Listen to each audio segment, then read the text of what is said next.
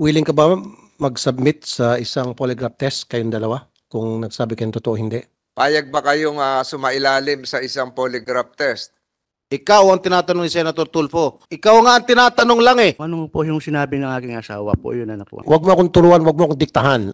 Makailang beses tumanggi ang mag-asawang Ruiz sa polygraph test na hamon ni Senator Raffy Tulfo. Ayon sa senador, tulong na ito sa mag-asawa para mapatunayan kung nagsasabi nga sila ng totoo. Willing ka ba mag-submit sa isang polygraph test kayong dalawa kung nagsabi kayong totoo hindi? Payag ba kayo, ang tanong ni Senator Tulfo, payag ba kayong sumailalim sa isang polygraph test? Yes or no lang yon. Kasi kung pumayag kayo ngayon na mismo, bago mag 5 o'clock, magpapadala ko ng tao na rito. For the information of Senator Tulfo, the National Bureau of Investigation Polygraph Division is about to arrive. Papunta na po sila at ready na po sa We have directed the NBI to produce their polygraph machine before this committee. You better ask your client to answer, not you.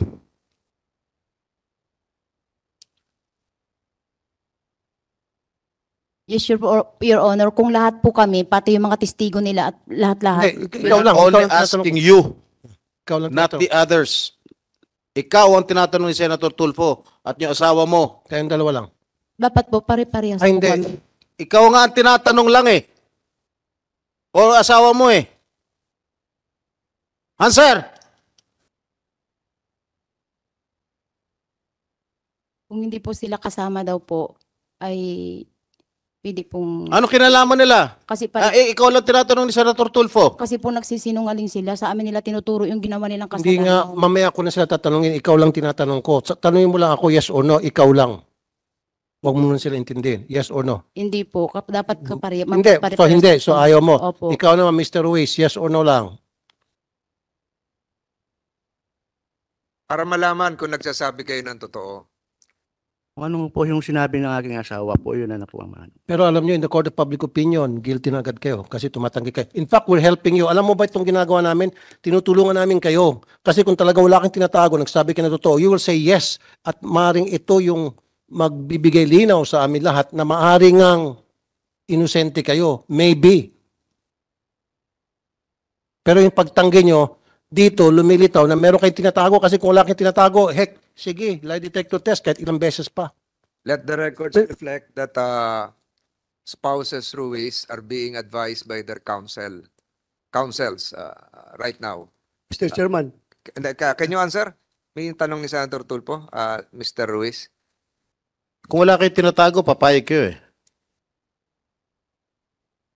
Your Honor, ganun din po dapat sila kasi sila yung mga gumawa sa amin nila pinapato yung ginagawa. Hindi, mamaya na ngayon sila. Okay? Huwag mo akong turuan, huwag mo akong diktahan. Alam kong ginagawa ko. Sorry. So kung alam kong ginagawa ko, dapat alam mo rin yung sasagutin mo. Ang sagot doon, yes or no. Huwag ka na magbigay pa ng pasikot-sikot na sagot. Kung no, no. Mrs. Ruiz. Kung yes, yes. Wala nang paligoy-ligoy pa. Again, the answer will be made upon advice of the counsel.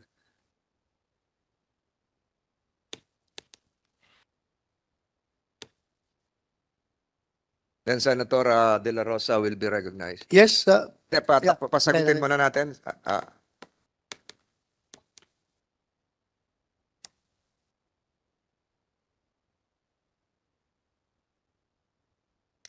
Ruiz, upon advice of your counsel, what is your answer? Pag pumayag po sila, papayag po kami. Hindi nga eh, ma'am eh, ikaw lang tinatanong ko, ba't mo ako tinutulak sa ibang tao? Mukhang mahina ata yung lawyer mo eh. Magpalit ka kayo ng lawyer. Kasi mali ang tinuturo sa'yo, mali ang binubulong sa'yo. Dapat lang sasabihin ng yes or no. O ano, kinakanta ka natin ng Bayang Magilyo ng lawyer mo. Tagal-tagal. Yes or no lang. Sige po. Sige, good. So upon advice of the counsel, Mrs. Ruiz is willing to undergo a polygraph test. At parating NBI. Ngayon po, let the committee secretary initiate the polygraph test upon termination of this hearing, the National Bureau of Investigation Polygraph Division is directed to conduct the polygraph examination of Mrs. Franz Ruiz. What about Mr. Pablo Ruiz? Mr. Ruiz, kasi nag-oo si Mrs., mag-oo ka na yun siguro. Hindi po. Okay. Okay. In the name of fairness, gusto ko rin mag-lie detector test ilan dito sa kanila. And I'm choosing JM and then Patrick Simbaon. Kasi sinabi ni Dodong sa kanyang statement na yung dalawa ay kasama ata sa pananakit base dito sa lisay na ito. So kayong dalawa, yes or no lang, willing kayo mag-submit sa isang polygraph test? Opo. Unahin natin si JM. JM, Patas. ibig sabihin nito, merong isang makina na gagamitin, hindi naman masakit yun, habang tinatanong kayo ng National Bureau of Investigation at malaman kung kayo ay nagsasabi ng totoo. Payag ba kayo?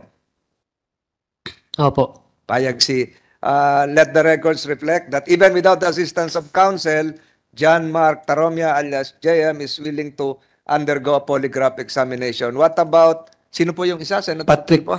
Simbaon? Patrick Simbaon. Payag ka ba na Payag po ako. para malaman kung talaga nagsasabi ng totoo? Thank you, Your Honor. That's all. So the secretary is likewise directed to include in the polygraph examinations witnesses John Mark Taroma and John Patrick Simbaon. So directed. Ako si Luan Peñano para sa Eye of the Nation ng iNews Pasig.